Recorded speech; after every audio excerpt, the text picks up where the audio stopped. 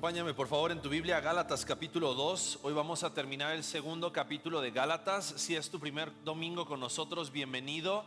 Si has estado siguiendo nuestra serie en Gálatas, hemos estado desde que comenzamos el año hablando acerca de este libro, de esta carta de Pablo a las iglesias, a los creyentes en Galacia. No sabemos si es una sola iglesia o eran varias plantaciones de iglesias que ya habían sido plantadas en esta ciudad, pero lo que sí sabemos es la problemática, que era lo que estaba sucediendo en esta ciudad de Galacia, por lo cual el apóstol Pablo escribe esta carta. Y la razón por la cual Pablo escribe la carta a los Gálatas era porque habían algunas personas que eran llamados los judaizantes, que estaban tratando de convencer a los creyentes en Galacia de que tenían que estar no solamente creyendo en Cristo, sino que también necesitaban cumplir las obras de la ley para entonces poder ser justificados. Y entonces el apóstol Pablo escribe esta carta para hacer una defensa, donde él constantemente va a estar presentando argumentos. Y si tú es el primer domingo que vienes aquí con nosotros, o si ya llevas 4 domingos en esta serie de Gálatas, te vas a dar cuenta que el argumento va siendo el mismo, pero utilizando distintos tal vez elementos, distintos personajes. Pero la idea central del apóstol Pablo sigue siendo el hecho de que la salvación, la justificación, el perdón de nuestros pecados, nuestra aceptación delante de Dios proviene sola y únicamente por la obra de Cristo. No hay nada que tú y yo necesitemos hacer, no hay nada que tú y yo podamos hacer que sea suficiente para que nosotros podamos recibir el favor de Dios. Lo único que nosotros tenemos que hacer es confiar en que lo que Cristo hizo en la cruz del Calvario es suficiente para que nosotros podamos ser declarados justos en Él. No en nosotros mismos, no en nuestras obras, no en nuestras fuerzas, es solamente en Cristo. Entonces, a lo largo de este estudio de la carta de Pablo a los Gálatas, vamos a estar viendo eso. Hoy llegamos al versículo 11 y vamos a estar viendo los versículos 11 al 21 del capítulo 2. Vamos a terminar el capítulo 2 y vamos a estar examinando un momento muy incómodo que tuvo Pablo con Pedro. Y no creo que solamente incómodo para Pablo y Pedro en la conversación que tuvieron en Antioquía, sino también para la iglesia en Galacia, de enterarse y de escuchar acerca de esta confrontación que tuvo que tener Pablo con Pedro. Y vamos a dar lectura al pasaje y después de eso vamos a orar una vez más. Dice así: pero cuando Pedro vino a Antioquía, me opuse a él cara a cara, porque él era digno de ser censurado. Porque antes de venir algunos de parte de Jacob, él comía con los gentiles, pero cuando aquellos vinieron, Pedro empezó a retraerse y apartarse, porque temía a los de la circuncisión. Y el resto de los judíos se le unió en su hipocresía, de tal manera que aún Bernabé fue arrastrado por la hipocresía de ellos. Pero cuando vi que no andaba con rectitud en cuanto a la verdad del evangelio, le dije a Pedro delante de todos: si tú, siendo judío, vives como los gentiles y no como los judíos, ¿por qué obligas a los gentiles a vivir como judíos? Nosotros somos judíos de nacimiento y no pecadores de entre los gentiles. Sin embargo, sabiendo que el hombre no es justificado por las obras de la ley, sino mediante la fe en Cristo Jesús, también nosotros hemos creído en Cristo Jesús para que seamos justificados por la fe en Cristo y no por las obras de la ley, puesto que por las obras de la ley nadie será justificado. Pero si buscando ser justificados en Cristo, también nosotros hemos sido hallados pecadores. ¿Es Cristo entonces ministro de pecado? De ningún modo. Porque si yo reedifico lo que en otro tiempo destruí, yo mismo resulto transgresor. Pues mediante la ley yo morí a la ley a fin de vivir para Dios. Con Cristo he sido crucificado y ya no soy yo el que vive, sino que Cristo vive en mí. Y la vida que ahora vivo en la carne, la vivo por la fe en el Hijo de Dios, el cual me amó y se entregó a sí mismo por mí. No hago nula la gracia de Dios, porque si la justicia viene por medio de la ley, entonces Cristo murió en vano. Oremos. Padre Santo, venimos delante de ti una vez más, rogándote que el poder de tu Espíritu y el poder de tu palabra transformen nuestros corazones el día de hoy. Queremos poder identificar en nosotros si tal vez no estamos cayendo en el mismo error que Pedro, Bernabé y los judíos en la iglesia en Antioquía y aún los creyentes de la iglesia en Galacia, Dios. Por eso te pido, Padre, que tu Espíritu Santo y tu palabra que disciernan nuestros pensamientos, nuestros corazones, nuestras acciones, nuestras actitudes, para que al ser expuestos podamos responder en obediencia a ti. Padre, toma todo lo que he estudiado, utilízalo, Señor, para poder transmitir solamente lo que tú quieres que hoy escuchemos, porque queremos escuchar tu voz. Te lo pido, Dios, en el nombre de Cristo Jesús. Amén. Qué momento incómodo. Pablo confrontando a Pedro y confrontándolo acerca de hipocresía.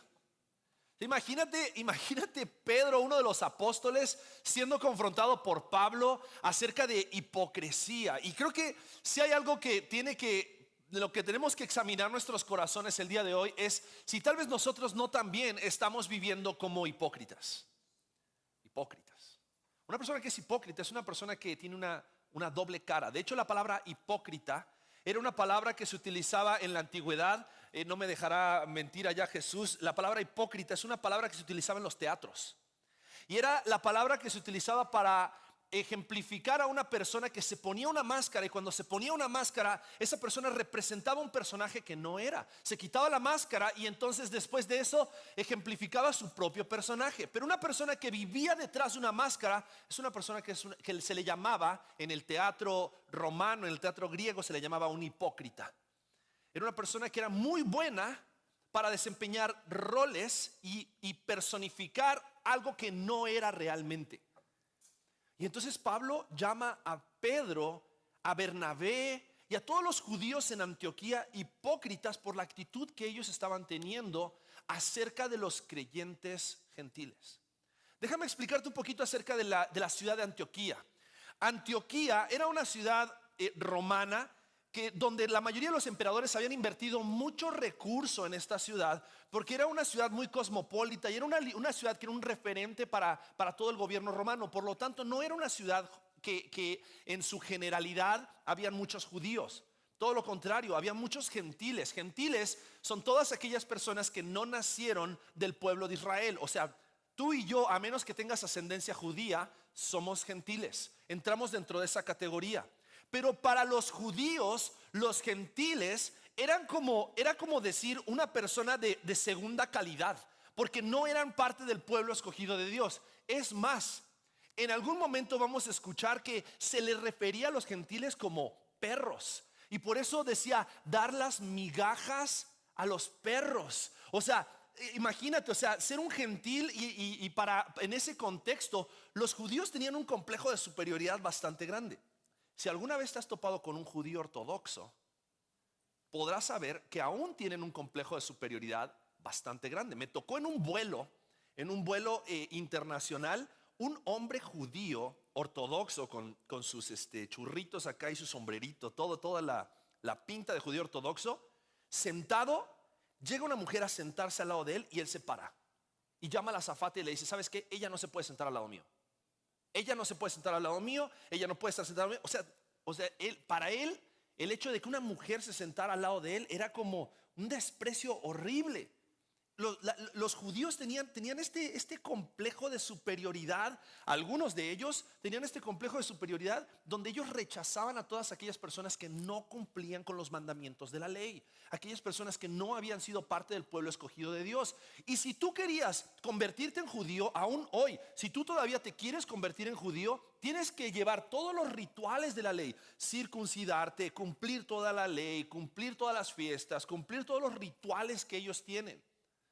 Ahora, Antioquía era una ciudad cosmopolita, por lo tanto entendemos que la iglesia en Antioquía, a la cual Pedro había ido a visitar, era una iglesia donde no solamente había judíos convertidos al cristianismo, sino que también había gentiles, había personas romanas y de otras nacionalidades que se habían convertido. Y nos cuenta la historia que cuando Pedro va a visitar a la iglesia, Pedro se llevaba súper bien con todos, gentiles y judíos. Es más, se sentaba a comer con ellos. Aquí la expresión está hablando acerca de sentarse a comer con ellos. Sin embargo, dice que cuando llegaron aquellos de Jacobo, enviados por Jacobo, que en realidad no habían sido enviados por Jacobo, después eso es desmentido en Hechos. Ellos llegan y entonces cuando Pedro se da cuenta que llegan estos hombres que eran, dice la Biblia, los refiere como los de la circuncisión. Eran estas personas judaizantes, personas que se habían convertido a Cristo, pero que enseñaban que no solamente era suficiente creer en Cristo, sino que también tenías que cumplir con toda la ley para entonces ser justificado por Dios. Si quieres ser justificado, tienes que creer en Cristo y tienes que cumplir toda la ley, porque si no cumples toda la ley, no has creído en Cristo. Y entonces ellos enseñaban esto.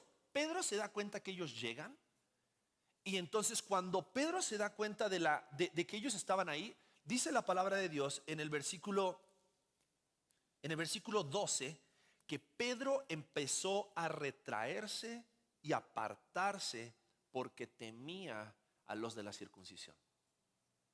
Él tenía temor de los hombres. Él tenía temor de no ser aprobado por aquellos judaizantes, por aquellos de la circuncisión, aquellos creyentes que eran judíos cuando lo vieron que él estaba sentado junto con gentiles. Ahora, quiero explicarte un poquito más del contexto y por qué es tan importante este acontecimiento con Pedro. Cuando un judío se sentaba a la mesa con otro judío, sentarte a la mesa implicaba una aceptación y aprobación de la forma en la cual la otra persona cumplía la ley, de la moralidad de la otra persona. Por eso Jesús, cuando se sentaba con prostitutas, pecadores, cobradores de impuestos, era juzgado por todos. Y entonces decían, ¿cómo puede ser que si Él es el Hijo de Dios, cómo puede ser que si Él es el Mesías, se sienta a la mesa a comer con los pecadores? Era un concepto que los judíos traían muy firme en sus mentes acerca de no poder mezclarse con aquellas personas que no cumplían toda la ley. Ahora, no era la primera ocasión en la cual Pedro era confrontado con el legalismo y era confrontado con su religiosidad y era confrontado con su concepto que él tenía acerca de la ley y su concepto que él tenía acerca de la autoridad y la obra de Cristo. Acompáñame en tu Biblia, deja marcado Gálatas capítulo 2 y acompáñame a Hechos capítulo 10. Hechos capítulo 10. No vamos a leer todo el capítulo por cuestión de tiempo, pero quiero relatarte un poco lo que estaba sucediendo en Hechos capítulo 10 y vamos a leer algunos de los versículos. En el versículo 1 dice que había en Cesarea un hombre llamado Cornelio, centurión de la cohorte llamada la italiana, piadoso y temeroso de Dios con toda su casa, que daba muchas limosnas al pueblo judío y oraba a Dios continuamente. Este hombre Cornelio no era judío, no era creyente en Cristo todavía, pero al estar sitiado en una ciudad de judíos, dice la palabra de Dios que él había escuchado acerca de los judíos, había escuchado al Dios de los judíos y él oraba al Dios de los judíos, daba ofrendas, limosnas a los judíos, ayudaba a los judíos y es increíble cómo Dios, ante la piedad de un hombre, que ojo, su piedad no lo justifica, su piedad no lo salvaba, pero mira lo que sucede con este Cornelio. Dice que dice versículo 3, como a la hora novena vio claramente en una visión a un ángel de Dios que entraba donde él estaba y le decía, Cornelio. Y mirándolo fijamente y atemorizado, Cornelio le dijo, ¿qué quieres, Señor? Y el ángel le dijo, tus oraciones y limosnas han ascendido como memorial delante de Dios. Envía ahora a algunos hombres a Jope y manda a traer a un hombre llamado Simón, que también se llama Pedro. Y entonces Cornelio tiene esta visión, manda a llamar a Pedro. ¿Por qué? Porque dice, Dios ha escuchado tus oraciones. El ángel le dice, Dios ha escuchado tus oraciones. Manda a traer a Pedro para que Pedro viniera y le compartiera del evangelio a Cornelio y a su familia, y entonces él pudiera ser salvo, él pudiera recibir el perdón de sus pecados. Ahora, al día siguiente, dice el versículo 9 del capítulo 10, mientras ellos iban por el camino y se acercaban a la ciudad, Pedro subió a la azotea a orar como al mediodía. Tuvo hambre y deseaba comer, pero mientras le preparaban algo de comer, le sobrevino un éxtasis y tuvo una visión.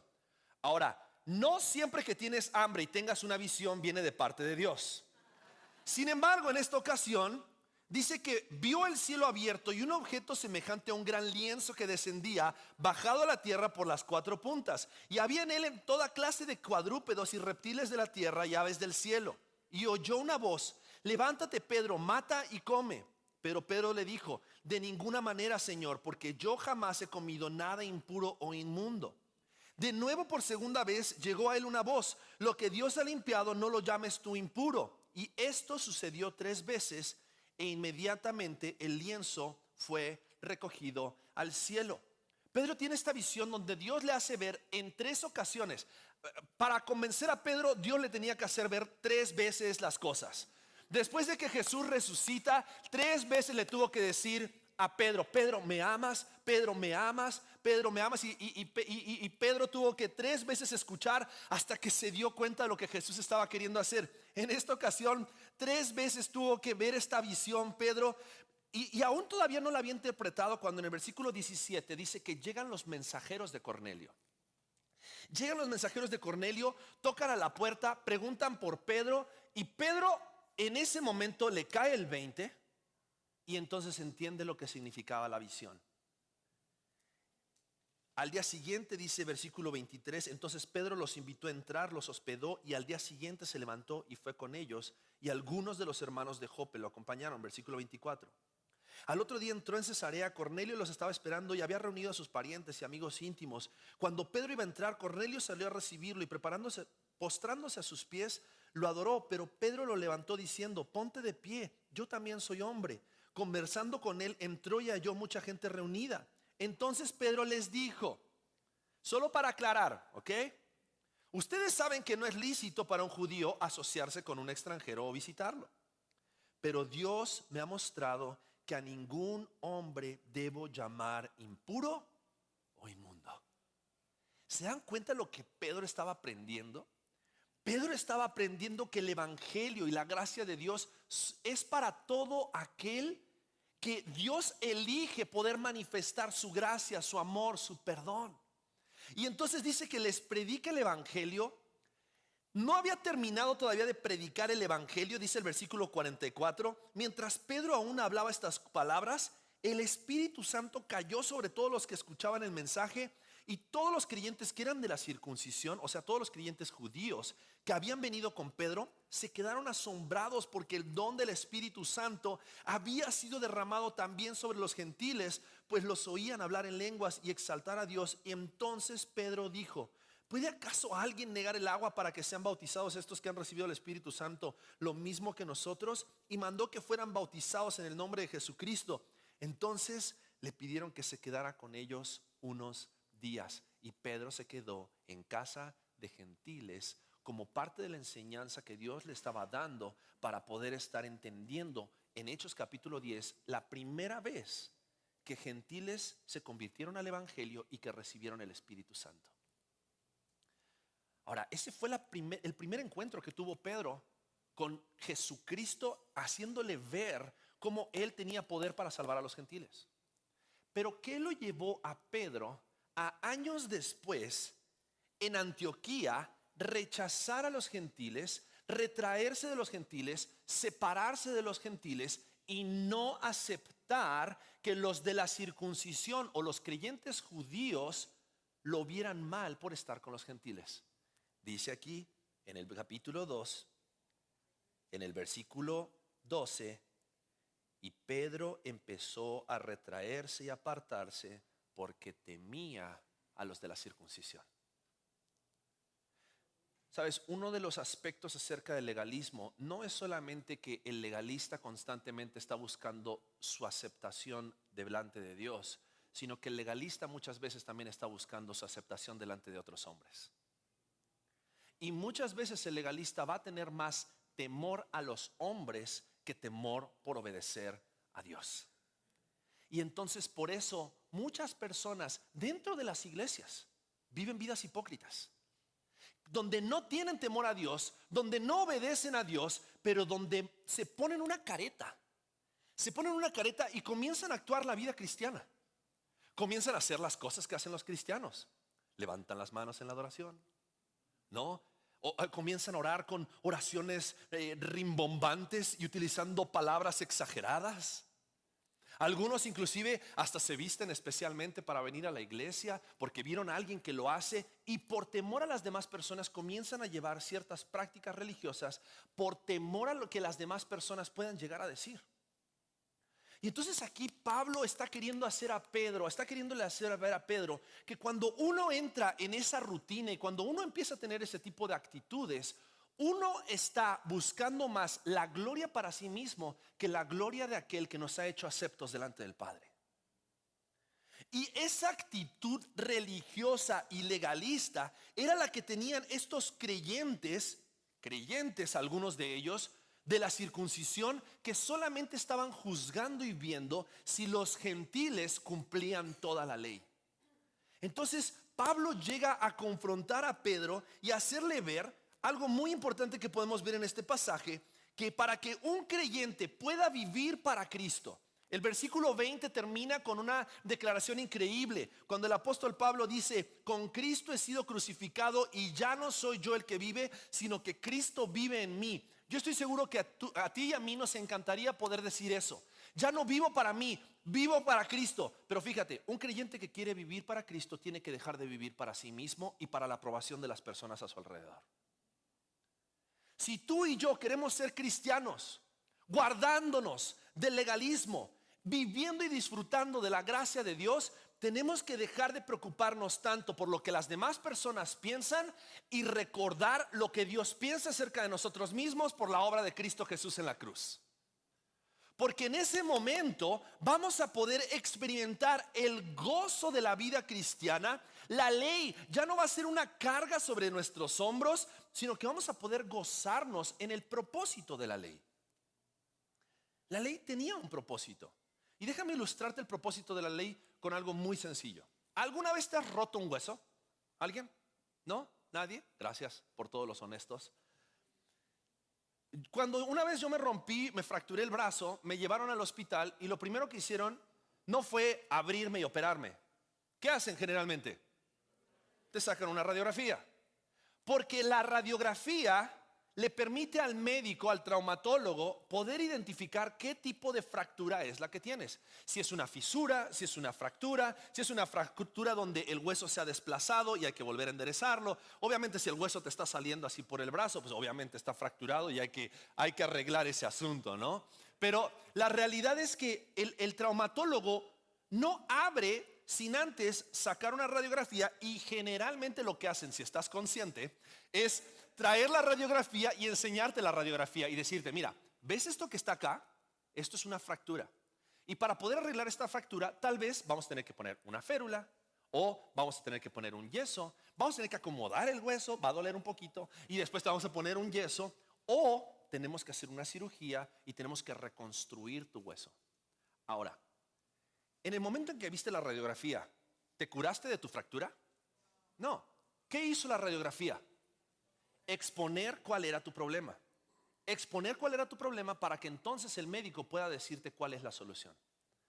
La ley es como una máquina de rayos X que tiene el propósito de exponer la realidad de nuestros corazones.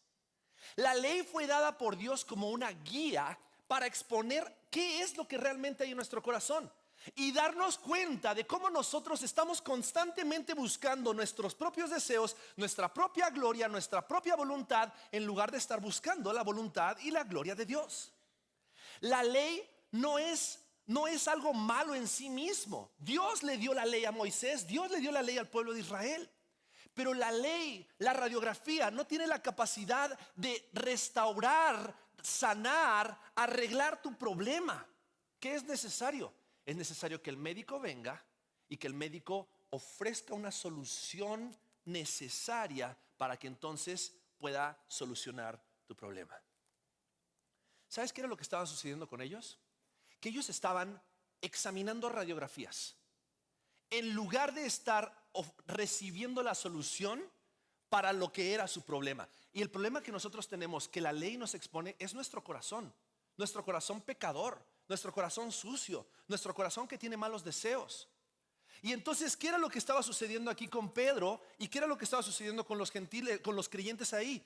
Pedro, Bernabé y todos los judíos de la circuncisión, dice que al darse cuenta que estaban siendo expuestos, enseguida se retrayeron y es como que empezaron a ver la radiografía de todos los gentiles, en lugar de voltear a ver a la cruz de Cristo, en lugar de voltear a ver lo que ellos habían creído, en lugar de voltear a ver aquello que hoy a ti y a mí nos da una nueva identidad.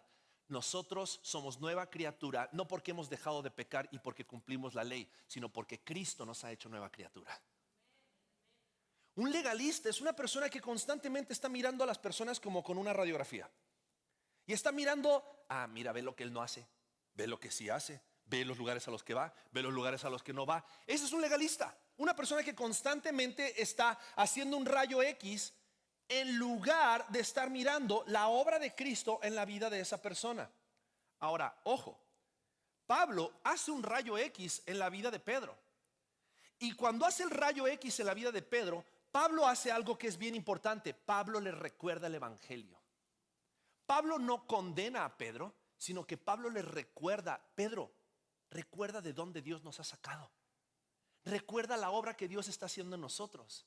Y entonces la actitud de una persona que quiere vivir para Cristo tiene que dejar de vivir para sí mismo, porque cuando vivimos para nosotros mismos, eso nos va a llevar a buscar la aprobación de otros en lugar de exaltar la obra de Cristo. En lugar de que Pedro, cuando llegaron todos estos creyentes judíos, en lugar de que Pedro agarrara y les dijera: muchachos, vengan, siéntense a la mesa, escuchen el testimonio de todos estos hermanos gentiles que han llegado al conocimiento de Cristo. ¿Qué hizo? Se echó para atrás. Los empezó a reprobar, empezó a retraerse de ellos. En lugar de exaltar la obra de Cristo, él estaba buscando su propia aprobación delante de las demás personas. Y entonces Pablo les dice: hey, Pedro, Bernabé y todos ustedes creyentes judíos son unos hipócritas, porque si ustedes realmente creen en la obra de Cristo, ¿por qué están teniendo esa actitud? Ahora, si Pablo está exhortando a Bernabé y a Pedro por eso, y Pedro y Bernabé eran apóstoles, discípulos de Jesucristo, y cayeron en eso, ¿tú crees que tú y yo no podemos caer en lo mismo? O sea, si la espiritualidad de Pedro está acá, mi espiritualidad está como por acá. Por eso constantemente tú y yo nos encontramos cuando no estamos. No significa que tengas que rechazar. La ley genera una separación. El evangelio de la gracia hace de los dos pueblos uno. La enemistad, dice la Biblia, que la enemistad que había entre Dios y nosotros, y la enemistad que había entre dos pueblos, los judíos y los gentiles, en la gracia y en la obra de Cristo, Él hace uno. Él trae unidad, no trae división.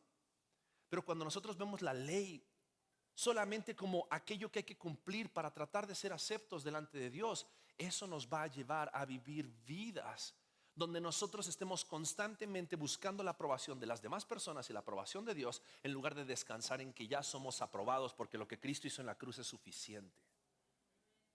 Entonces tenemos que cuidar nuestros corazones de eso. Voy en el primer punto, tengo 4 y ya me vienen a correr. Ténganme paciencia. Entonces Pablo confronta a Pedro y les dice, versículo 3: el resto de los judíos se le unió en su hipocresía, de tal manera que aún Bernabé fue arrastrado por la hipocresía de ellos. Versículo 14: pero cuando vi que no andaban con rectitud en cuanto a la verdad del evangelio, le dije a Pedro delante de todos: si tú, siendo judío, vives como los gentiles y no como los judíos, ¿por qué obligas a los gentiles a vivir como judíos? Y mira lo que le dice en el versículo 15: nosotros somos judíos de nacimiento y no pecadores de entre los gentiles. O sea, nosotros nacimos judíos. Nosotros somos de las 12 tribus de Israel. Nosotros hemos sido enseñados en la ley. Nosotros recibimos las promesas. Nosotros somos herederos del pacto. Nosotros somos religiosos de cuna. Y tal vez muchos de nosotros como creyentes podemos llegar a hacer los mismos argumentos. Podemos llegar a decir: Pablo, pero yo tengo 10 años en la fe. Pablo, yo nací en cuna cristiana. Pablo, yo ya he leído la Biblia en toda mi vida más de 20 veces. Pablo, yo he memorizado el libro de Santiago, Primera de Juan, Salmo 119. Y todos dicen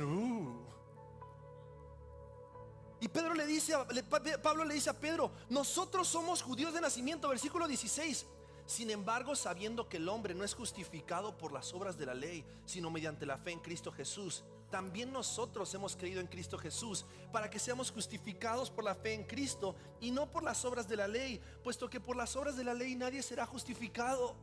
Pablo le recuerda a Pedro: Pedro, ¿te acuerdas que tú y yo éramos judíos y que tratábamos de cumplir la ley y que no podíamos cumplir la ley a la perfección? Porque nadie que cumple la ley a la perfección puede ser justificado, porque no hay hombre que pueda cumplir la ley, solamente Cristo. Por eso tú y yo, Pedro, ¿te acuerdas que tú y yo creímos en Cristo? Y por haber creído en Cristo somos justos. No por haber nacido judío, no por haber nacido en cuna cristiana, no porque tus papás te traen a la iglesia desde chiquito, no porque tomaste todos los cursos de discipulado de la iglesia de donde vienes, eres justificado delante de Dios. Lo único que nos justifica es Jesucristo. Porque las obras de la ley no pueden justificar a nadie. Porque no hay nada en nosotros mismos que sea suficiente para justificar nuestros pecados. Entonces en el versículo 17 al 19 el apóstol Pablo le hace ver a Pedro como el evangelio, y a la iglesia en Galacia, el evangelio no es más ley, sino el evangelio es justicia para aquellos que creen en aquel que cumplió la ley. Versículo 17 dice: pero si buscando ser justificados en Cristo también nosotros hemos sido llamados pecadores, ¿es Cristo entonces ministro de pecado? O sea, Pablo le está diciendo, a ver, si hemos creído en Cristo y por haber creído en Cristo y no cumplir la ley, ahora me estás llamando pecador. Entonces, ¿qué somos? ¿Qué es Cristo? ¿Es Cristo entonces ministro de pecado? De ningún modo. Porque si yo reedifico lo que en otro tiempo destruí, yo mismo resulto transgresor, pues mediante la ley yo morí a la ley a fin de vivir para Dios. ¿Quieres vivir para Dios? Tienes que dejar de ver la ley como una serie de mandamientos que tienes que cumplir para ser justificado delante de Dios, y tienes que ver la ley como aquella provisión de gracia que Dios ha traído a tu vida para demostrarte que tu corazón sin Cristo es incapaz de cumplir la expectativa de Dios. Pero porque Cristo cumplió la expectativa de un Dios 3 veces santo, tú y yo podemos ser justificados si creemos en Él. Por eso entonces el apóstol Pablo dice: con Cristo he sido crucificado, y ya no soy yo el que vive, sino que Cristo vive en mí. Y la vida que ahora vivo en la carne la vivo por la fe en el Hijo de Dios, el cual me amó y se entregó a sí mismo por mí. Lo que está diciendo aquí el apóstol Pablo es: yo sigo en la carne, yo sigo viviendo en la carne, yo necesito de Cristo. Porque Cristo no solamente me salva, Cristo también me santifica. Es Cristo el que me sostiene en esta salvación, es Cristo el que me sostiene en esta gracia. La gracia de Dios no solamente es suficiente para perdonar mis pecados pasados, sino para ayudarme a vencer los pecados presentes, para vencer los pecados futuros, y para que un día yo pueda ser transformado y hecho igual a Cristo sin pecado. Por eso el apóstol Pablo decía: lo mejor que puedo hacer es morir a mí mismo y ser crucificado con Cristo, porque ya no soy yo el que vive, sino que ahora vive Cristo en mí. Y la vida que ahora vivo en la carne la vivo por la fe en el Hijo de Dios, el cual me amó y se entregó a sí mismo por mí. Y no hago nula la gracia de Dios, porque si la justicia viene por medio de la ley, entonces Cristo murió en vano. El apóstol Pablo estaba haciéndonos ver, y a la iglesia en Galacia, de que el creyente que vive para Cristo se convierte en una declaración de lo poderosa que es la gracia de Dios. Porque Dios no solamente nos llama a que nosotros creamos en Cristo, sino que ahora vivamos para Cristo. No fuimos salvos por obras de justicia, sino que hemos sido salvos para hacer obras que den a conocer la justicia de Dios. Por lo tanto, hoy podemos ver la ley, los mandamientos, lo que Dios nos ordena, como algo que nos ayuda, algo que nos guía a ver a Cristo, y entonces obedecer a Cristo, y al obedecer a Cristo poder darle gloria a Cristo y dar testimonio de lo que Cristo es en nosotros. Por lo tanto, un creyente que quiere vivir para Cristo tiene que dejar de vivir para sí mismo, tiene que dejar de vivir para la aprobación de las demás personas, tiene que recordar de dónde Dios lo sacó, de esa condición de pecado. Pero como esa condición de pecado ya no nos define, sino que ahora lo que nos define es Cristo resucitado. El mismo poder que obró levantando a Cristo de los muertos es el mismo poder que obra hoy en ti y en mí para que podamos tener victoria sobre el pecado. Es el mismo poder que nos sostiene en la libertad en Cristo para poder caminar en la carne, pero vivir para Cristo. Poder caminar sobre esta tierra y, como dice la palabra, estamos en el mundo, pero no somos de este mundo. Estamos bajo un sistema gobernado por el maligno, pero nosotros hemos sido hechos libres en Cristo Jesús para vivir en esa libertad en obediencia a Cristo. Porque hemos sido justificados no por nuestras obras, sino por la obra de Cristo Jesús en la cruz. Sabes, el legalista tenía dos ideas principales: creer que a través de las obras de la ley puede ser justificado. Y el apóstol Pablo destruye ese argumento diciendo: nadie puede ser justificado por el cumplimiento de la ley. Pero el segundo argumento que tenía el legalista era de que si tú crees en un evangelio de gracia, entonces eso va a dar lugar al libertinaje. Claro, si tú crees que Cristo ya te perdonó tus pecados, entonces ¿qué te impide seguir pecando? Sabes, una persona que realmente ha entendido la gracia de Dios y de dónde Dios lo rescató, no es una persona que va siquiera a considerar atractivo el pecado, aunque a veces caemos y aunque a veces somos tentados, pero va a ser una persona que va a decir: voy a crucificar mi carne y voy a vivir crucificado con Cristo, porque Cristo viviendo en mí es lo que me permite hoy vivir en victoria sobre el pecado y sobre cualquier cosa que pueda antes en el pasado haberme definido. Hoy en Cristo soy un hijo de Dios, por lo tanto soy libre en Cristo para vivir para Cristo. Eso es lo que el evangelio de gracia nos enseña. Eso es lo que el evangelio de gracia nos llama: a poder vivir para Cristo, dejando de vivir para nosotros mismos, para dar gloria y testimonio de la poderosa gracia de Dios en nuestras vidas. Te invito a que cierres tus ojos.